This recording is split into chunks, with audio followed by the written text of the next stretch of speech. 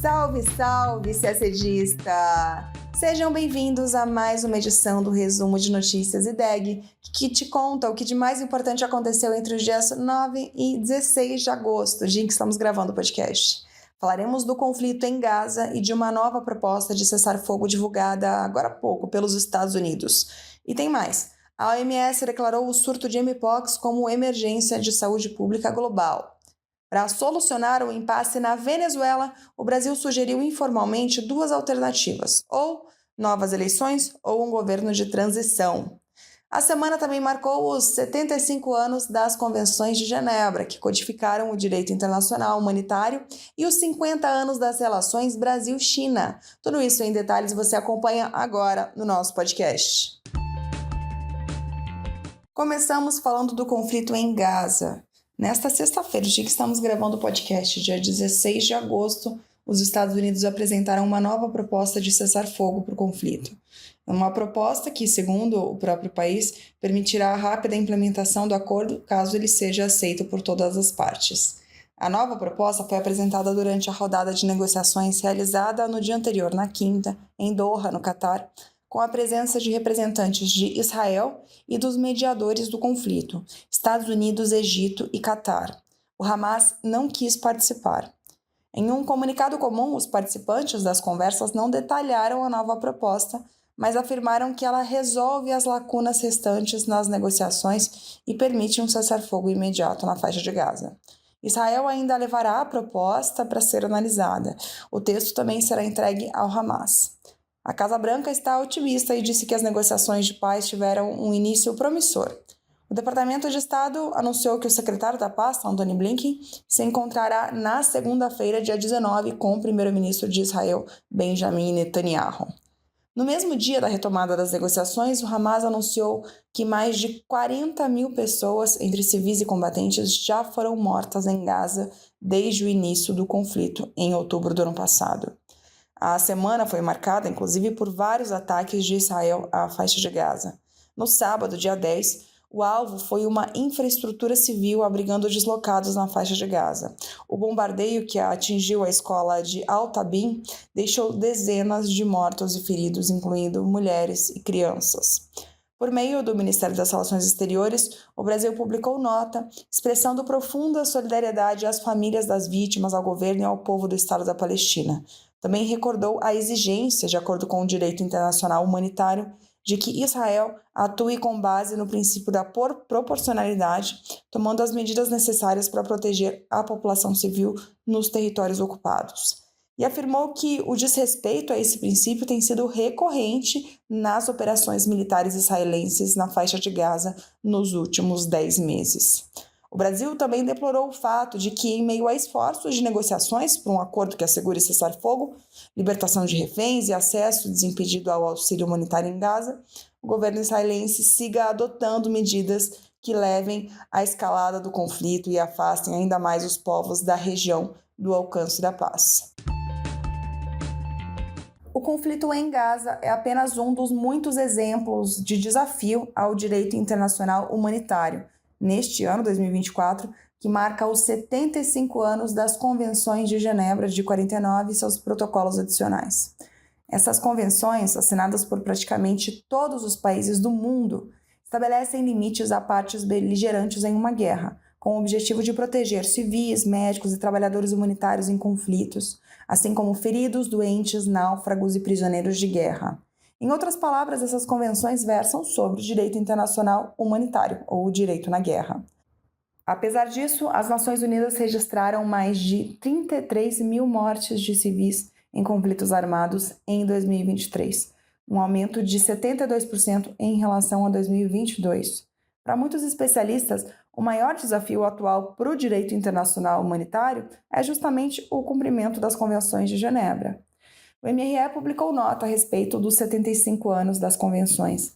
A nota afirma que o Brasil, como país comprometido com a promoção da paz, tem instado a todos os beligerantes a aplicarem o direito internacional humanitário de boa-fé, sem padrões de conduta seletivos. A nota também afirma que o Brasil condena veementemente as violações ao direito internacional humanitário observadas em diversos conflitos armados em andamento, em particular, ataques a civis, incluindo pessoal humanitário e médico, além da negação ilegal de acesso à ajuda humanitária. Agora falamos de saúde. Na quarta-feira, dia 14, a OMS, Organização Mundial da Saúde, declarou o surto de Mpox em curso na África como uma emergência de saúde global. A OMS convocou seu comitê de emergência sobre Mpox devido a preocupações de que uma cepa mais mortal do vírus tenha atingido 4 províncias na África. Os Centros Africanos de Controle e Prevenção de Doenças declararam o surto uma emergência de saúde pública de segurança continental no dia anterior. Essa foi a primeira declaração desse tipo por parte dessa agência africana desde a sua criação em 2017. Desde o início do ano foram notificados mais de 17 mil casos e mais de 500 mortes em 13 países da África. O maior número de casos foi registrado na República Democrática do Congo. A Mpox, que antes era conhecida como varíola dos macacos, é uma doença viral que pode se espalhar facilmente entre pessoas e animais através de contato próximo ou de materiais contaminados, como lençóis, roupas e agulhas, segundo a OMS. Os sintomas incluem febre, erupção cutânea dolorosa, dor de cabeça, dores musculares e nas costas, baixa energia e gânglios linfáticos aumentados.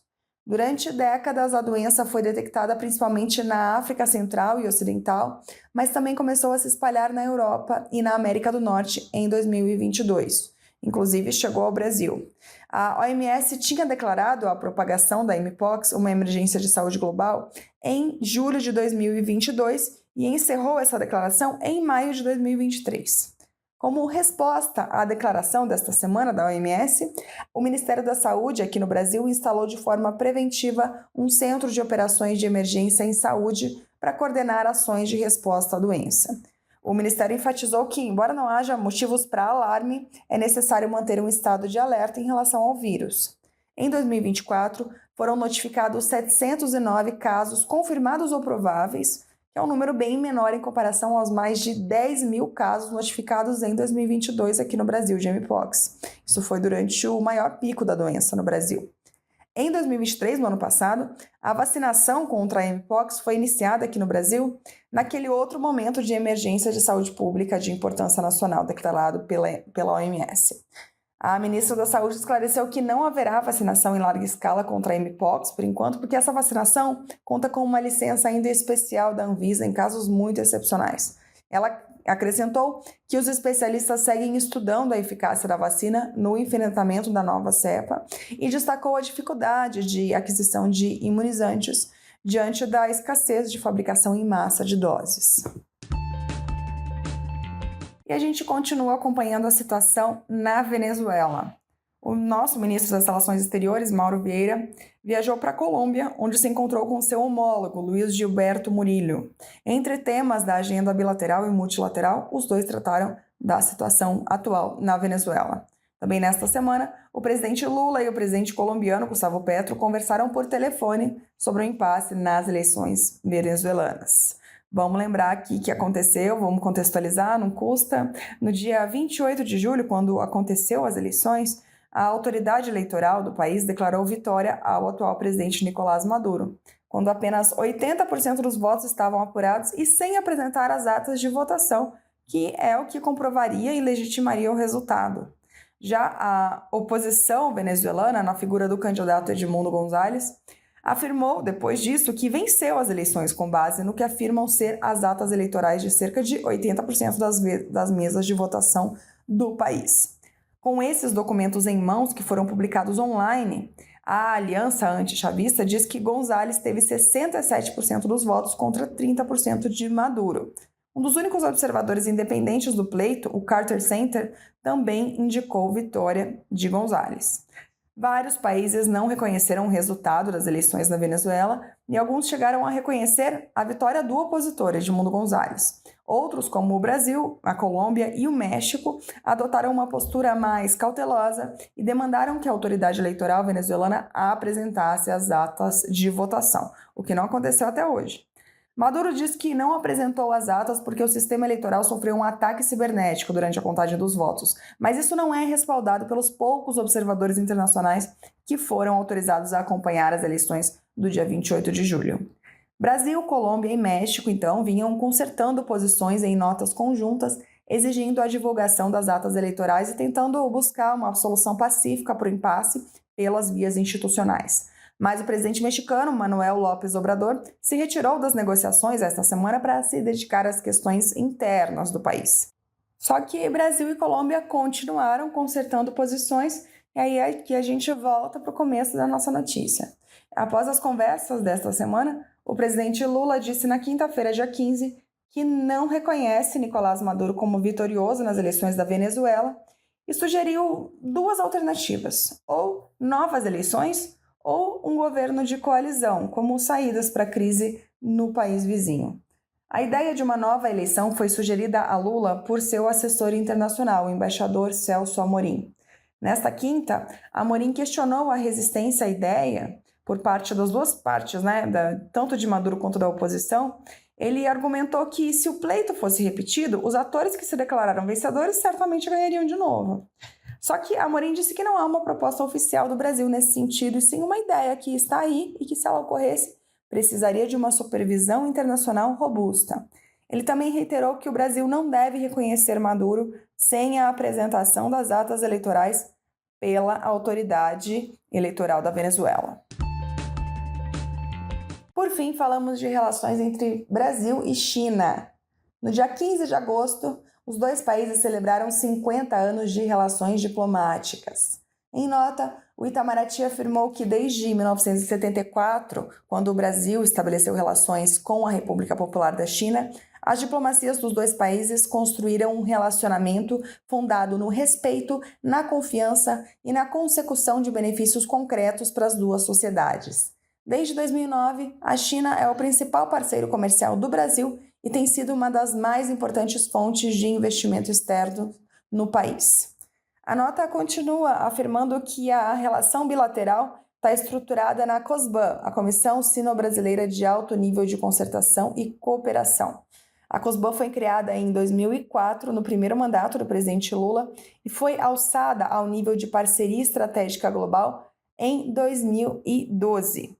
A visita de Estado do presidente Lula à China, em abril de 2023, marcou uma nova fase das relações, com uma série de visitas bilaterais de alto nível, incluindo ministros, governadores e parlamentares. E a gente termina o nosso podcast por aqui. Uma ótima semana, bons estudos e até sexta-feira que vem.